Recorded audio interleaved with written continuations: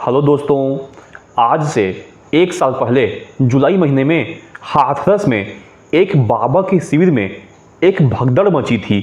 उस भगदड़ के बारे में आज हम आपके सामने कुछ बात रखेंगे और कुछ ऐसा स्पेशल इस टाइप का बात रखेंगे जहां पर इस पूरे घटना को इस पहलू से अभी तक पूरे यूट्यूब चैनल में किसी ने नहीं देखा होगा। तो चलिए दोस्तों, पूरी बात करना चालू करते हैं। देखिए दोस्तों, हुआ ये था कि जो एक बाबा का शिविर था हाथरस में, वहाँ पे एक शिविर लगा हुआ था। वहाँ पर बहुत सारे लोग बाबा के सामने अपनी समस्या को लेकर गए हुए थे और वहाँ पर भीड़ बहुत बढ़ने के चलते हुआ ये था कि अचानक वहाँ पर भगदड़ मच गया था। ठीक है, और उस भगदड़ में बहुत सारे जहाँ तक मुझे याद है कितना, हाँ, 121 लोगों की मौत हुई थी उस भगदड़ में।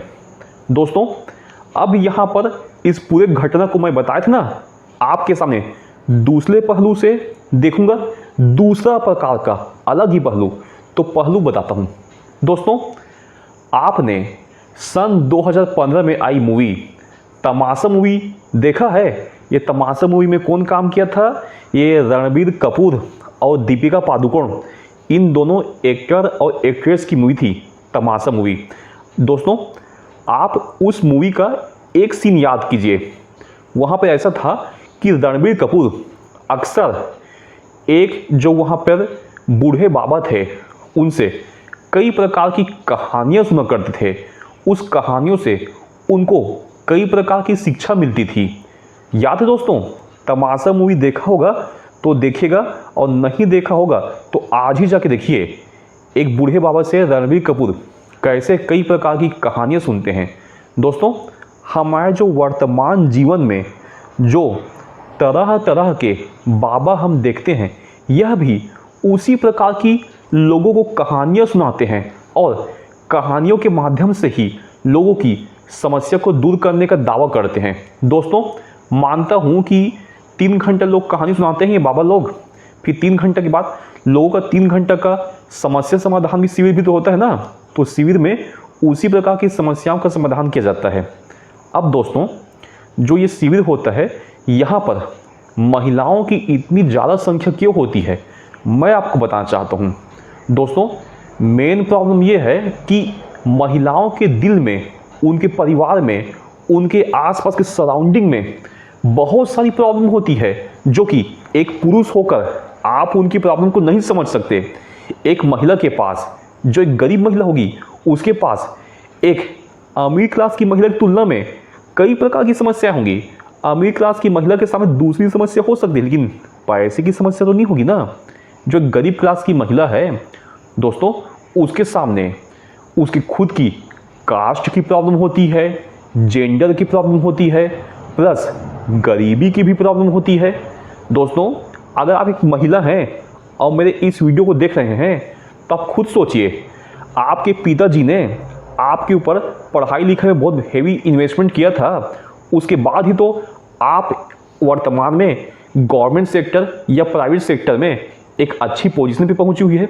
सोचिए, आपके घर के लोग आपके ऊपर इन्वेस्टमेंट करते ही नहीं और आप गरीबी से जीवन जी रहे होते, तो फिर क्या होता? आप अपने सामने देखते कि आपके भाई को पढ़ने का मौका मिल रहा है, आपको नहीं मिल रहा है, क्योंकि किसी एक के ऊपर इन्वेस्टमेंट किया जा सकता है, आपके ऊपर नहीं किया जा सकता। दोस्तों, यहाँ पर एक और बात याद रखिए, अगर आपकी कास्ट भी निम्न है तो जातिगत भेदभाव का भी सामना करना पड़ सकता है आपको।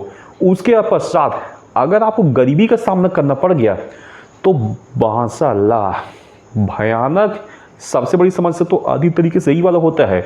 और यही बाबा लोग अपने शिविर में आने वाली महिलाओं को इसी प्रकार की समस्या को सामना करना पड़ता है। ठीक है, इस प्रकार की समस्या का समाधान कैसे करें ये बाबा बताते हैं।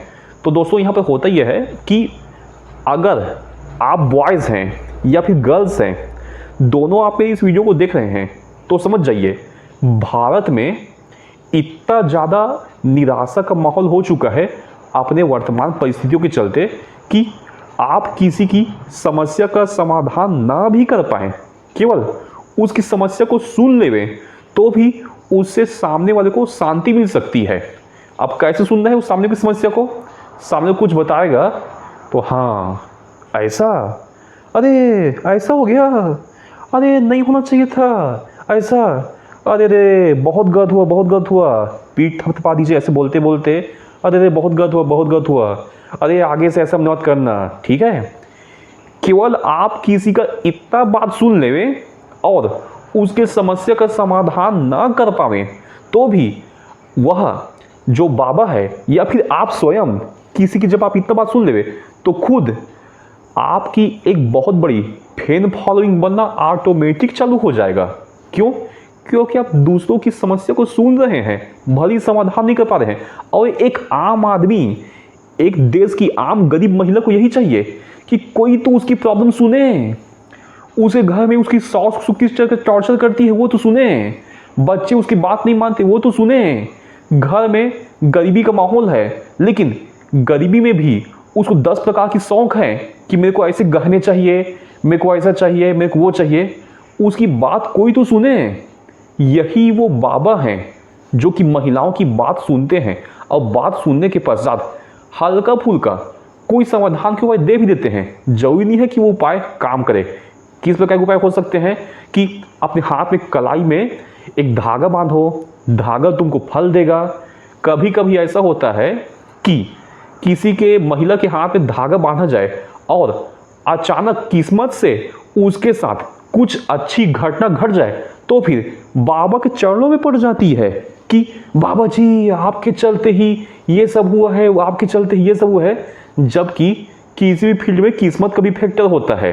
ठीक है दोस्तों, किस्मत का फैक्टर खुद ऐसा होता है कि आप सोच के चले हुए हैं कि मैं परीक्षा में पास तो होऊंगा ही नहीं, लेकिन कभी कभार जो आपका पेपर जांचने वाला भी होता है ना, वो भी दया करके आपको पास कर देता है।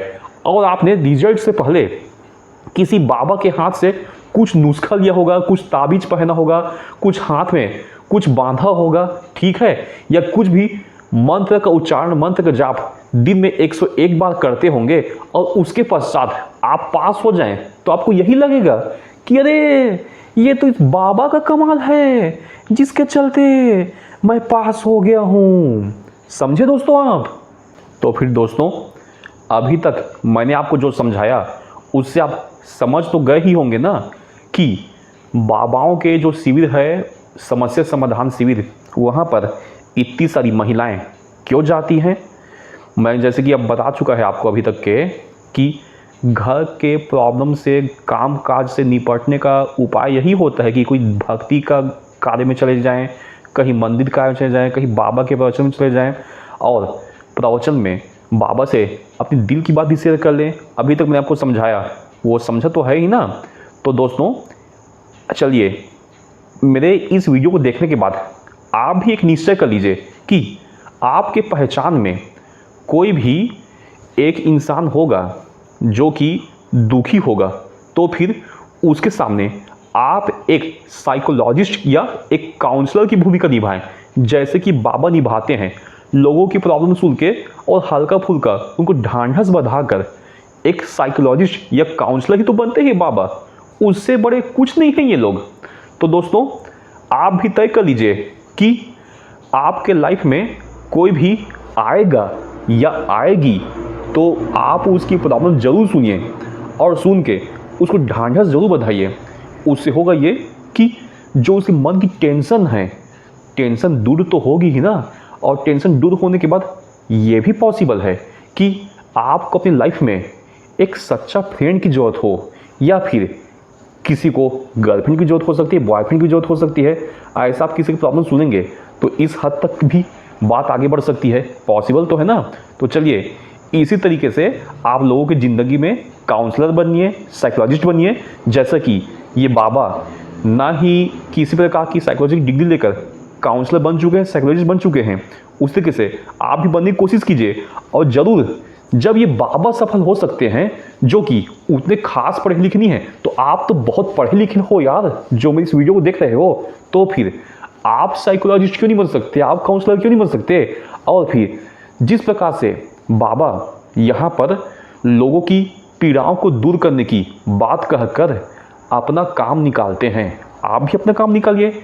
आपकी मर्जी की कैसे काम निकालना है, पैसा के रूप में काम निकालना है तो पैसा के रूप में काम निकालिए, या फिर किसी से रिलेशनशिप आगे बढ़ाने के रूप में काम निकालना है तो उस तरीके से काम निकालिए। चॉइस आपका है, निर्णय आपका है कि करना क्या है, आपको कैसे करना है। ओके दोस्तों, चलिए दोस्तों, अगर आपको हमारे द्वारा आज का दिया हुआ यह ज्ञान पसंद आया हो तो आप हमारे इस YouTube चैनल को लाइक करें, शेयर करें एंड सब्सक्राइब करें। धन्यवाद दोस्तों।